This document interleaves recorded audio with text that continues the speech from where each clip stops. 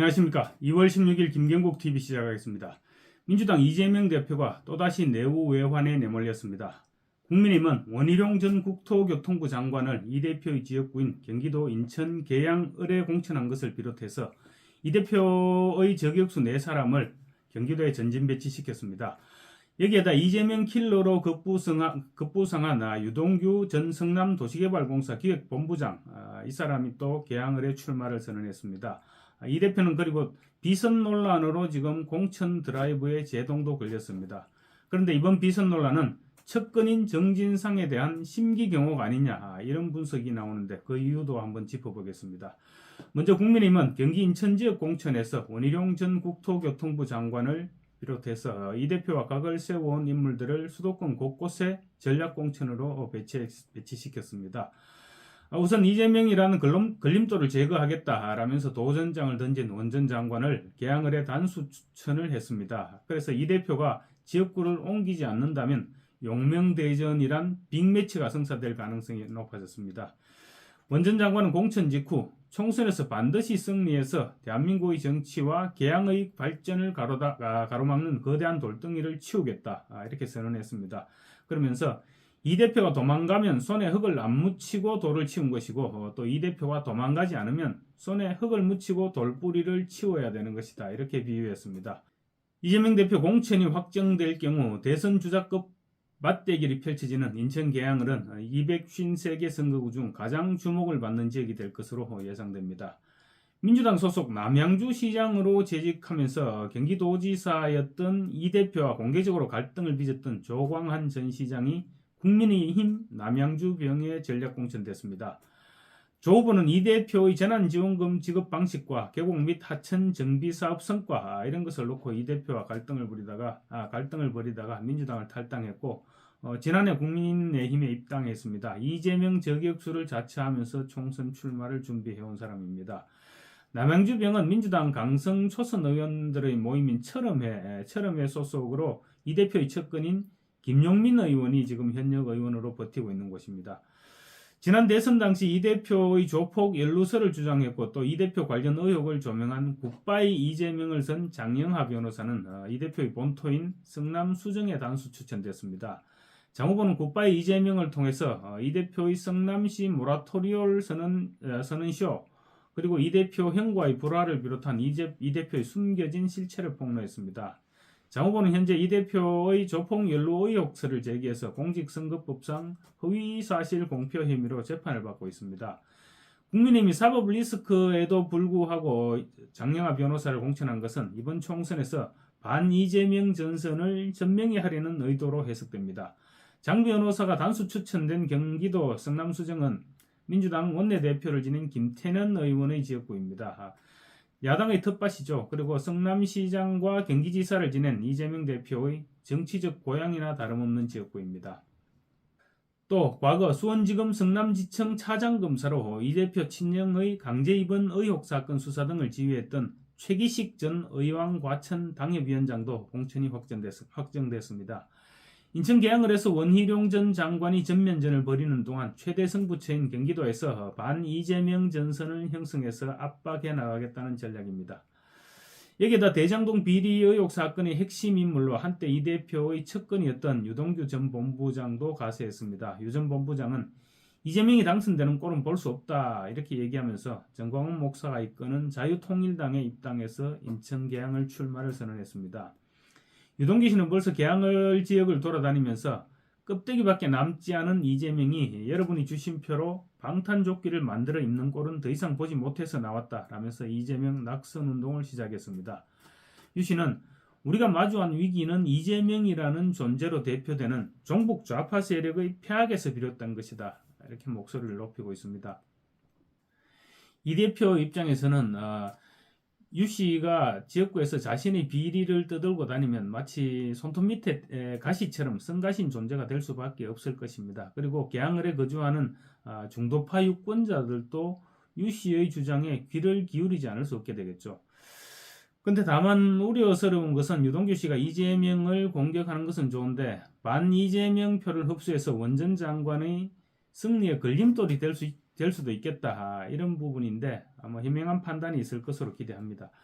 다음으로 최근 불거진 이 대표의 비선 공천 논란과 관련한 말씀을 드리겠습니다. 압축을 하면 이 대표가 소위 찐명 인사들을 공천하기 위해서 교통정리를 하는 과정에서 당 공식 기구가 아닌 비공식 라인이 개입하고 있다. 이런 주장입니다.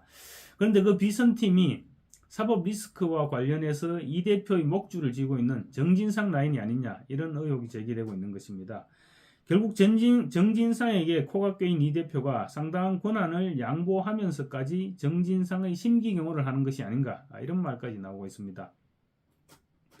이 대표는 경기도 광주을에 공천을 신청한 재선의 문학진 전 의원에게 전화를 걸어서 여론조사 결과를 설명하면서 형님이 꼴찌를 했습니다. 이렇게 얘기했습니다. 그러면서 불출마를 권유했습니다. 공천을 신청한 전현직 의원들에게 최근 이 대표의 전화는 이른바 데스콜로 불리고 있습니다. 문 전 의원은 2017년 대선 캠프 초창기 멤버입니다. 그리고 경기도 광주을 출마를 준비 중인 친명계 인사인데 찐명을 심기 위해서 내치려고 하는 것입니다.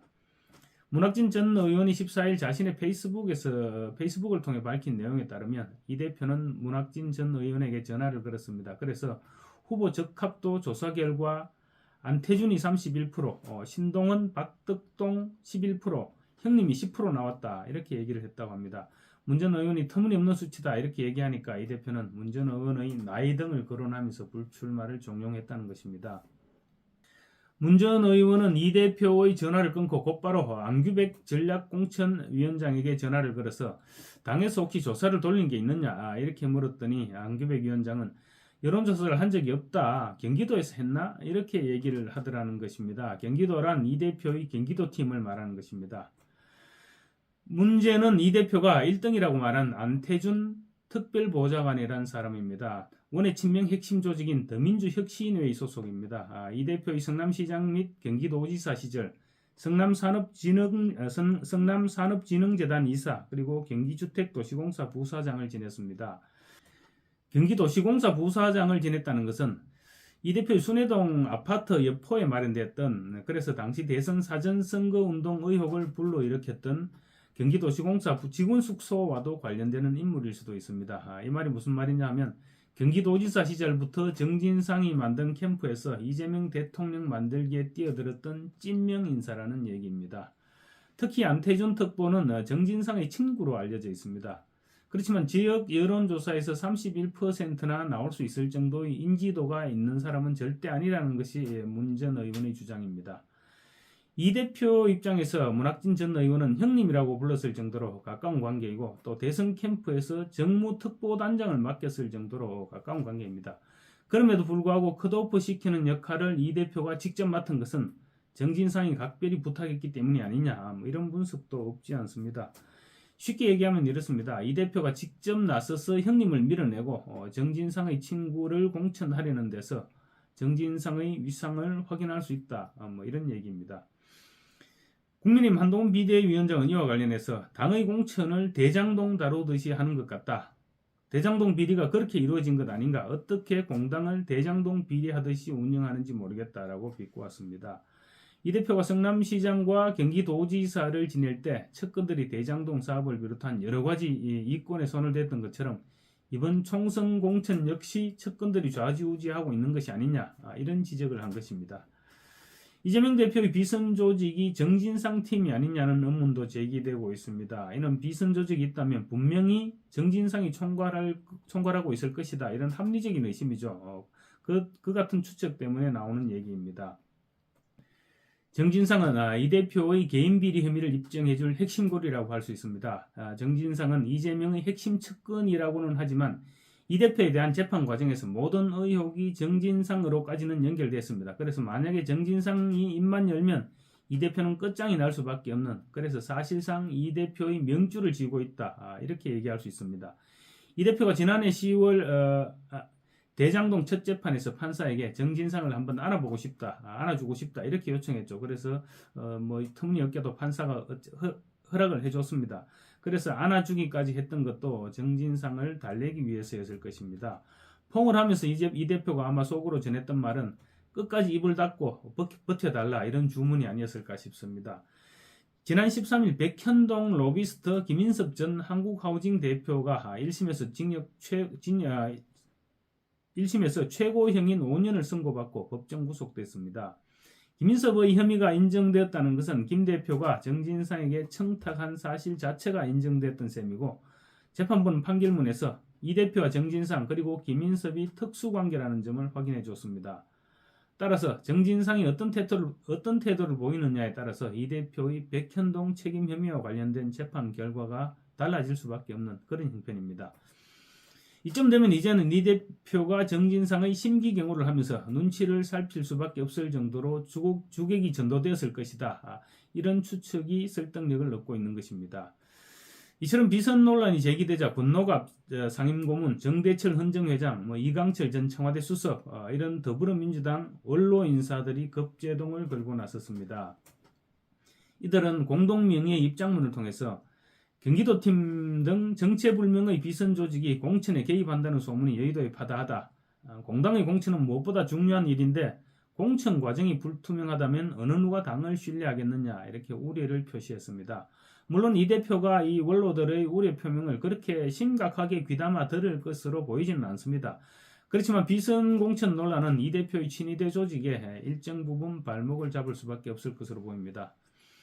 마지막으로 박근혜 정부 국정농단 사태로 복역 중인 최순실 씨가 개명한 이름이죠. 최서원 씨의 딸 정유라 씨가 이번 총선 출마를 선언했다는 소식 간단하게 전해드리겠습니다.